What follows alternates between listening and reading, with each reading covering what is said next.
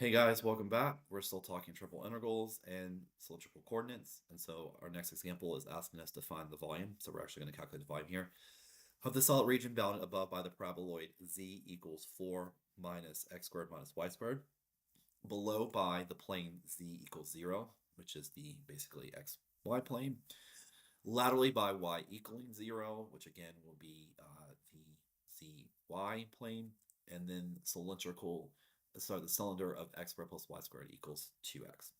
So the first thing we're going to note here is that since we're looking at the bottom being z equals 0, so that means we're on this plane right here. This is z equals 0.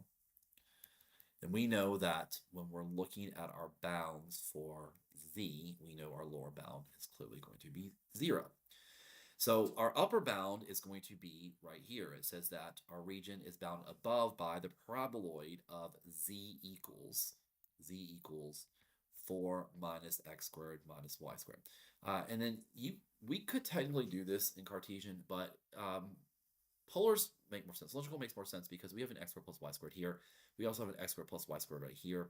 So it's pretty easy for us to go back to cylindrical coordinates with this. So I'm going to rewrite this equation from Cartesian to polars by just saying that 4 minus x squared minus y squared is 4 minus r squared. So that's going to be the upper region of our bounds. So z is going to be bounded between 0 and 4 minus r squared. So then the next thing that we're going to look at is our radius, right? So what is the radius doing over this region? So the inner bound for the region is actually going to be this cylinder right here, right? So we're actually looking at this equation. So right here, we're going to have the equation of x squared plus y squared equals 2x. So we are trying to get this in terms of the radius. So we're going to have r squared is equal to, then we're going to have 2 times, well, the x is equal to r cosine of theta. And so if I cancel out these r's, I get that r is equal to 2 cosine of theta. So that's going to be the inner radius for this function, right? So the radius, inner bound is going to be 2 cosine of theta. And then what we need is we need to find this curve for the radius. So this is the equation that we actually have already talked about here, which is right here, right? So it's going to be, this right here. So z equals 4 minus r squared. But we have to remember that the rate that z in this equation is 0. So we can go ahead and rewrite this equation with z equaling 0, right? So we're at the very bottom, we're on the xy plane, or where z is equal to 0. And so we get that the radius squared is equal to 4, and so the radius is going to be equal to 2. So that means that our outer radius here is going to be 2. So these are the equations of the radius. And then the last thing that we're going to do for this problem, guys, is we're going to look at theta. And so since we're bounded, we start on the positive x-axis, so we get 0.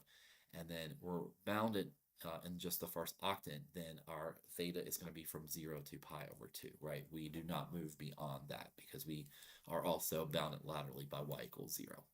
So this is how we're going to set up our integral.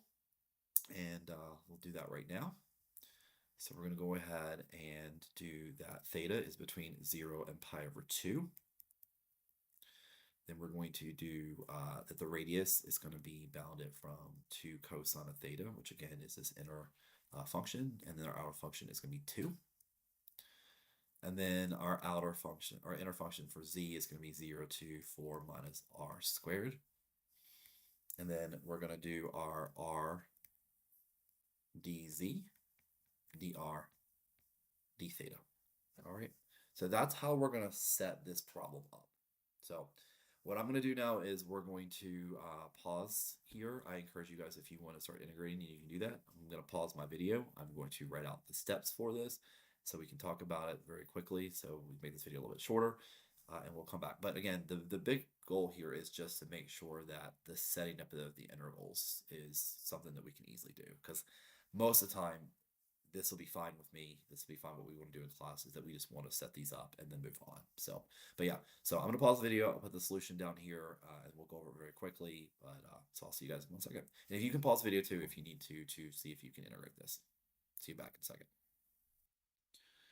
All right, guys. So you can see that this actually became a little messy, but we're okay with this. So We first of all integrated our function r with respect to z.